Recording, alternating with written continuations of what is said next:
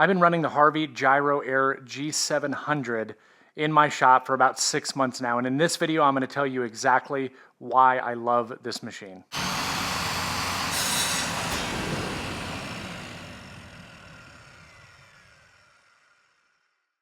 Hey everybody, welcome back. I'm Jason Bent, and today I'm going to be doing a video that has been highly requested over the past 6 months, and that is doing a 6-month overview or review of my Harvey Gyro Air G700 dust processor. And to start this off, I want to have full transparency. I am sponsored by Harvey now. This, however, is not a sponsored video. This is a video that's been in the making for quite some time. I actually decided to bring Harvey on board after having such a great experience with this machine. So just to be clear, yes, they are a sponsor. No, this is not a sponsored video. Everything that I'm going to tell you in this video is completely and 100% my thoughts and opinions, good or bad. The reason why I'm finally doing this video now and didn't do this way earlier is because I needed to give myself about 6 months to kind of go through the process and really figure out what I liked and didn't like about this machine so I could share all that with you guys. Let me quickly talk about why I decided to put this in my shop. The main reason I put this in my shop is because I was going from a detached, roughly 2-car garage size shop to a shop that is now attached back to my house because it is a garage and I have neighbors very close to my left and right. So the idea of having a less noisy machine actually was very intriguing to me.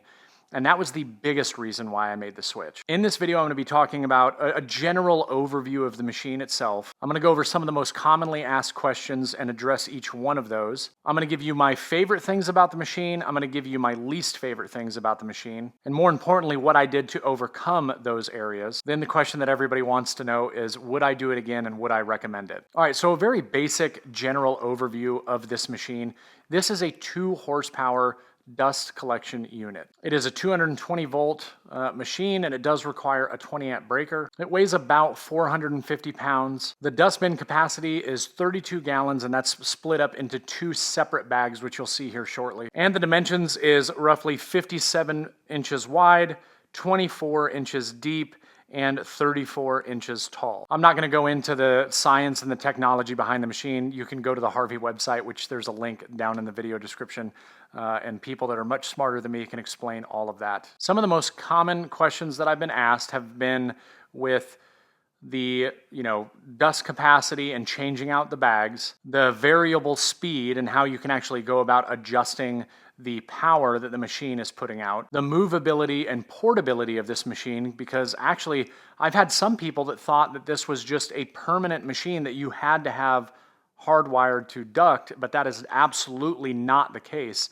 And I'll kind of briefly talk about that. And then finally, the suction and the noise. And in terms of the suction, I'll just talk about this briefly here. If you guys want to find out more, you can actually go to that other video. But based on my initial testing that I did, I'm getting just over 700 CFM at the port of every single machine in my shop. I'm going to start with my favorite things about the machine. Without a doubt, my favorite thing about this machine is the noise. It is unquestionably quieter than the last machine that I had. And in that previous video, I did do some tests on the noise levels that are being emitted, and they advertise that it's 61 decibels on the low side to 72 decibels on the high side. And that is dependent on the speed in which the machine is running. And on the low side, it came in right around where they advertise. And on the high side, it was a little bit higher, but there's a lot of things that come into play when you're testing the sound. And to test the sound, I just used an app on my phone, placed the phone in the middle of the shop, and just tested from the same location on both power settings. What I can tell you about the noise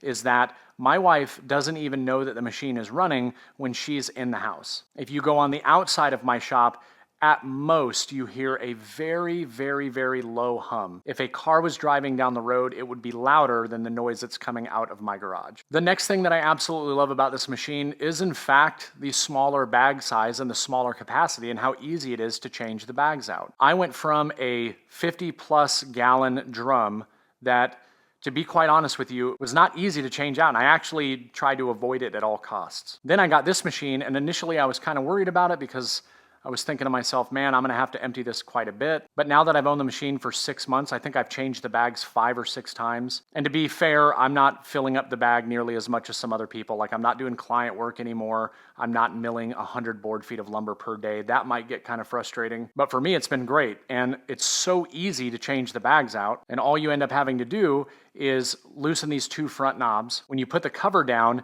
the bins actually unlatch and roll out, and now you have access to 2 bins. And the first bin is a larger bin, which catches the majority of the larger chips. The smaller material that doesn't drop into that first container goes into this smaller second bin, which is also very easy to remove. And anything that doesn't go into those bins goes to the filters on the side, which you then just use the machine to clean out those filters. The other thing that I love about this is I've just been reusing the bags, because the bags are small enough to place in a 55-gallon bag, flip upside down, let the dust out, and then I just reuse the bag. I've had this machine for 6 months, and these bags are still the original bags that came with the machine. Once you empty the bags out, you just put the bags back into the bins, and then you just take this elastic strap, put it around the sides, and you're good to go. You can close the machine back up and get back to work. The third thing that I absolutely love about this machine is the suction that it does produce. To be fair, I did invest in really good ductwork, and I put the Nordfab metal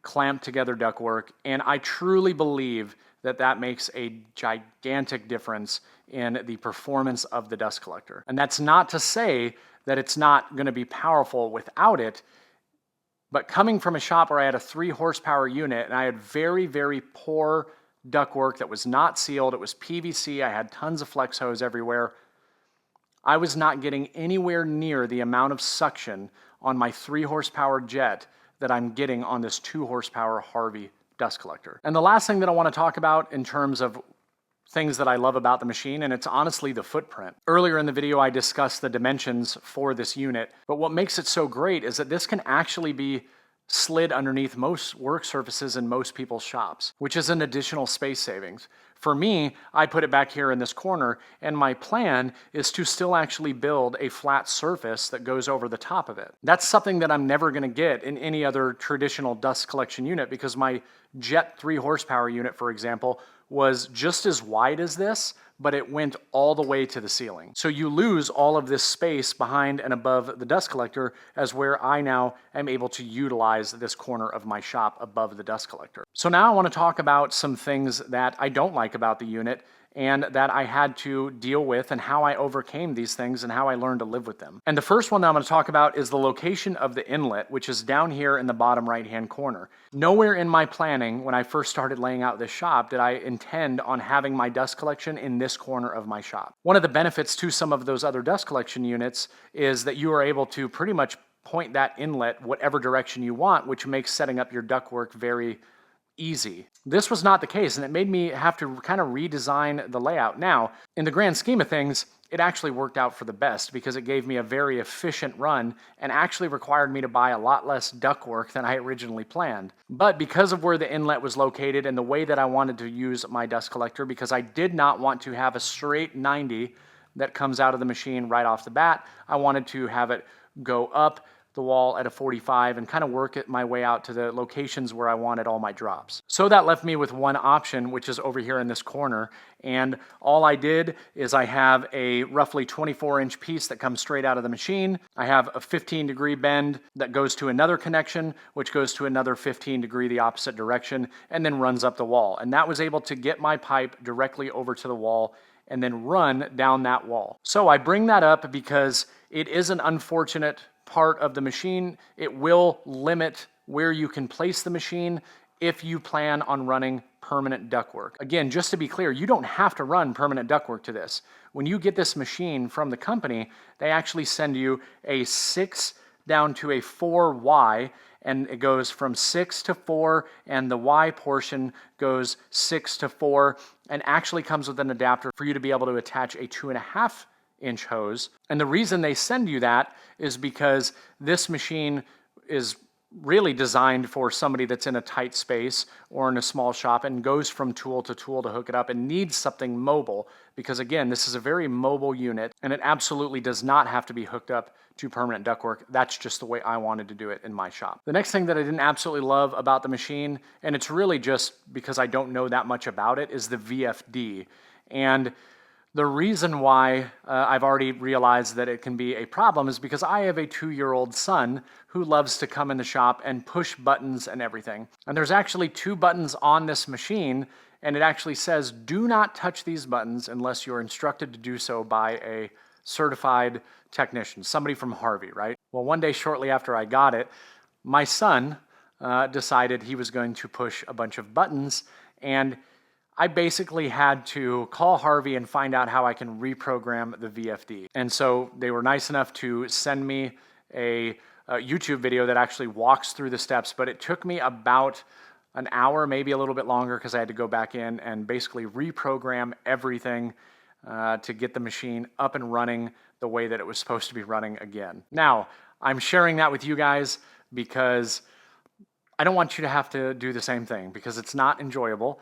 And now anytime my son is in the shop, he knows very well not to go over and touch the buttons. Now, along with the VFD is the startup of this machine. So the machine does come with a remote that you can use, and the remote works great, really good range.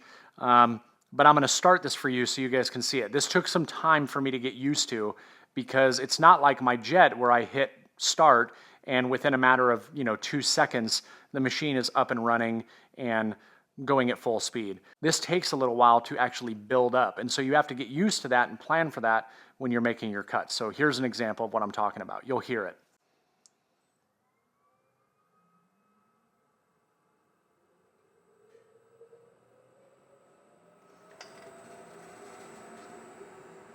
All right, we're at 40 hertz. 50. 65. 75. So now it's at full power. And I don't know how well you guys can hear me, but I'm obviously literally sitting directly in front of the machine. So let me turn it off. And it takes a little while for it to actually power down as well. So the way that I went about, planning for that is, if I knew I was about to go to the table saw and make a cut, I would basically just hit the button and I turn it on, and I go over to the table, assembly table, wherever, grab my piece of material, and by the time I get back over to my table saw, turn it on, get my piece on the workstation, it's good to go. And so I've just kind of worked with that. But what I was used to is going up to my table saw, hitting my power button, and then by the time I turn the machine on and start running the wood through, it's already sucking all that air. So that was something that I had to figure out, and I figured it out, but it's just not something that I absolutely love about the machine, but at the same time, it's really not that big of a deal. Finally, the last thing that I don't totally love about this machine is the process to clean the filters. So I mentioned earlier that you have the majority of the dust that falls into the large bin, then you have finer dust that falls into that second bin, and then everything that's really fine or doesn't get caught by that goes through the filters, and then there are 2 outlets on the side of the machine underneath each filter. There's 2 filters in this machine, and they're cleaned using the pleating motion just like you would with most other canister filters. The thing that I don't like about it is the location, but it's completely self-imposed on why I am frustrated by it currently. For me, I just don't have a lot of space based on the way that I built my miter saw station and the location that I placed the machine. So I'm going to try to show you guys this without me getting in the way, but these are at the base of each one of the filters. And as you can see, I didn't give myself a lot of space here. And the way that you clean these, and I actually haven't cleaned them this week yet because I wanted there to be some buildup in here so you guys could visually see what I'm talking about. So right here, you have a lot of, the really fine dust that has traveled through the machine and come down here. Now, what do you do with all of this? Well, the design of this machine is that I would take a 4-inch hose and place it on here. I turn the machine on. It actually sucks everything out of this machine. There's air blowing through the machine, through the filters, as the machine is sucking. So it will clean everything out of this. And while that is running, you turn the pleats, and you should be able to see there's some dust that you can see coming down right there because it's actually releasing some of the very fine dust from the filter. And so you just run that cycle and clean out your filters, and you do it to the front, you do it to the back, and you're good to go. And all of that dust gets filtered back into the machine and drops into the bags. Now there's a channel on YouTube, Next Level Carpentry, and he did some videos on this machine a while back, and he actually has a very cool design where he took some PVC and basically tied these two together and made one inlet that you would hook your dust collection up to, and you could clean both at the same time. And I will absolutely do that when I redesign my miter saw station and give myself a little bit more room, and that will definitely make the process a lot easier. To bring you in for a closer look at what I was talking about, on the top of these it says filter cleaning just left and right, and instead of it having a large handle that hangs down over the side of the canister, you just have two of these. You just twist these, and that's how you're knocking all the dust out of the filters. Okay, so those are the things that I like and that I don't like about the machine. And for those things that I don't like, explaining how I went about correcting those issues to really make them not so much issues. And now for the part that everybody always wants to know, if I had to do it all over again, would I do it, or do I recommend this machine? And my answer is 100% yes. I do not regret getting this machine at all. It gave me the space savings, it gave me the noise reduction. The suction on the machine is more than enough for anything that I'm running in my shop. I absolutely love it, and I have no regrets on going with this machine. I am so glad that I put this machine in my shop. If you guys have any questions yourself about the machine, something that I didn't cover, please do not hesitate to email me, send me a direct message on Instagram, leave them in the comment section below, and I will respond to all of those. If you're up in the air on purchasing one of these machines for whatever reason, I would be more than happy to help you out with making that determination based on the experience that I have with this machine. I will leave a link to their website down below. The best way for you to get the best price on this machine is to order it direct from the company. And I have to make that clear because there are other companies online that are selling this machine for 2 times what you can buy it for from Harvey.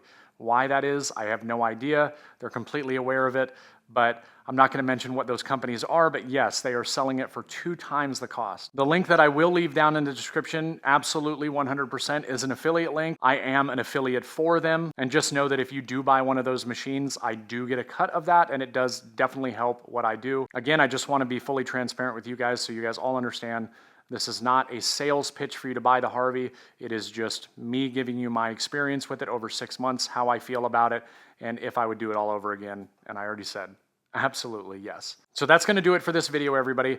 I really hope you enjoyed it.